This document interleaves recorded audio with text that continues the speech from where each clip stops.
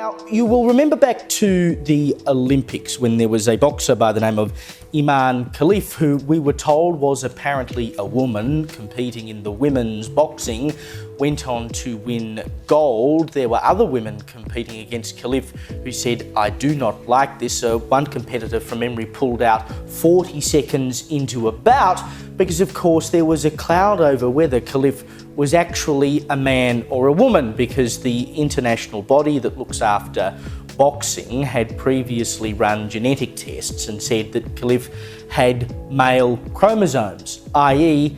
he was a male. And would you believe it, this has been vindicated. Now remember,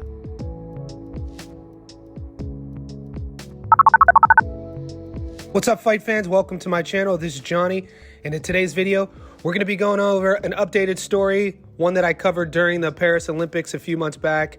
The story of biological male Imane Khelif fighting against females and winning a gold medal. Today we have some breaking news, but before we get there, I want to say thank you to all the new subscribers. Thank you to everybody who's been with me since day one. If you haven't already, please hit the notification button. Please hit the subscribe button. What that'll allow me to do is every time I put something out that's new, you'll be the first to be notified. Thank you. Guys, I'm trying to come about this non-emotional because that's the only way to report something with the facts, right? But if you've been a fan of my page, if you know me personally, I've been boxing. I've been in the boxing space since I was 7. I'm 42 years old now. I hold the sport very close to my heart. I'm friends with fighters, retired fighters. We know that this is a blood sport. So when the story broke last year about the Olympics possibly having a male fighting in the female division, this wasn't about equal rights. This wasn't about inclusivity. This was about social justice peddling. This was about virtue signaling, and this was about the liberals and the IOC wanting to lie to the people to their face. We could see Imane Khelif wanting to lie to us, telling us that that was a female, that was a woman. And it got so tiresome on my end on reporting it. As the Olympics drew near, I kind of stopped talking about it because people were tend to believe that this was a female.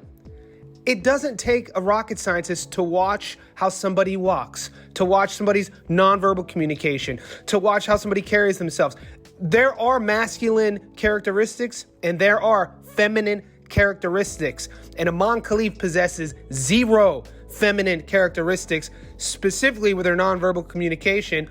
And I will stand on that hill. The one thing I won't do, if Imane Khelif wants to be called a female, I will do that. I will appease her and call her a female. It's not my position to slang hatred at anyone. This video is not for toxic hatred. This is for the truth and the protection of women boxers and all female athletes worldwide who want to compete on an even playing ground. So I heard about these reports a few weeks back. I was waiting to see if any media outlets were going to report on them. And then 2 days ago, I started seeing major outlets in India, major outlets in the Middle East start reporting on them. So I was still waiting. Nothing from the West yet. And then this morning I woke up and I saw Sky News, the first one that I could see, posted about it and did a video about it. I'm going to play that video for you. The IBA released a statement before that video. I want to read to you the IBA statement. The president, Thomas Bach, called the IOC demanding an apology to him and the IBA. He goes, and I quote, "Everyone already knows the news. The International Olympic Committee has violated all sports rules by putting a man against a woman. Tests have again confirmed that Imane Khelif is indeed a man.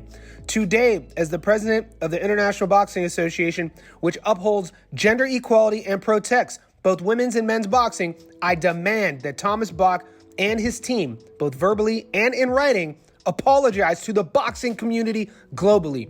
Thomas Bach himself bears direct responsibility for this, as he personally lobbied for this to happen, for men to compete against women.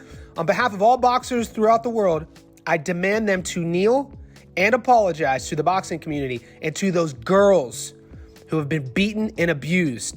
Thomas Bach, I am waiting, as is everyone in the IBA, for your official apology," end quote. IBA President Umar Kremlov. Powerful words, poignant words. Say what you want about the IBA. He is rightfully in the just cause to say those words. Now, guys, this is the Sky News report from this morning. You're going to hear the host talk about this, and I couldn't have said it any better. After this, we're going to wrap this video up. In the comment section below, I want to know your thoughts. What should happen? Will we hear an apology? Will the IOC apologize to the women, to the fans, to the supporters, to all of us who were feeling like we were bad people for bringing it up in the social media groups, for our liberal friends saying that we're haters and we have hatred in our heart for questioning a woman's gender? Will we get an apology? That's my only question. Let me know in the comment section below. Now, you will remember back to the Olympics when there was a boxer by the name of Imane Khelif, who we were told was apparently a woman competing in the women's boxing, went on to win gold. There were other women competing against Khelif who said, "I do not like this." One competitor from memory pulled out 40 seconds into a bout because, of course, there was a cloud over whether Khelif was actually a man or a woman, because the international body that looks after boxing had previously run genetic tests and said that Khelif had male chromosomes, i.e. he was a male.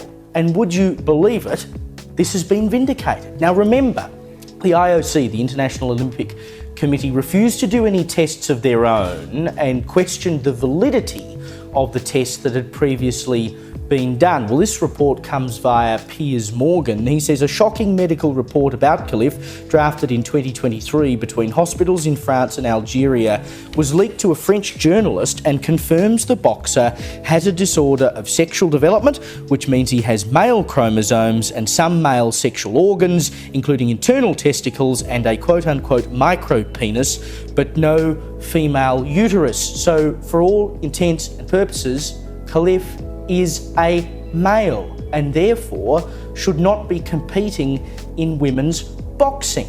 Now, the IOC, and we talked about this extensively at the time, just dismissed this out of hand and said there was no case to answer here. They refused to do any testing of their own. They didn't care whether it could have been a case of transgenderism or intersex or whatever. They just said, this is not a problem. Well, the actual report by a hospital, this is not some hokey stuff, has been leaked to a journalist and shows that Khelif has male chromosomes. The IOC ought to apologise to every other woman who competed in the female boxing. We got it wrong, but we're not going to hear that from them, are we? Yeah, what are the chances that we'll get any admission that they got it wrong, let alone an apology to the other competitors?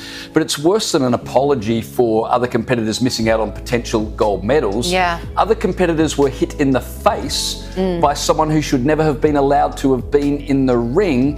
And as you said, the IOC were aware of this a year before the Paris Olympics. They deliberately turned a blind eye. And I remember IOC spokesman, I forget his name now, but he did a press conference where he said, if only there was a scientific way to differentiate between men and women. And we're very open to listening if someone could come up with a way. And all of this was already known, like a chromosome test. documented. Like a chromosome test. And they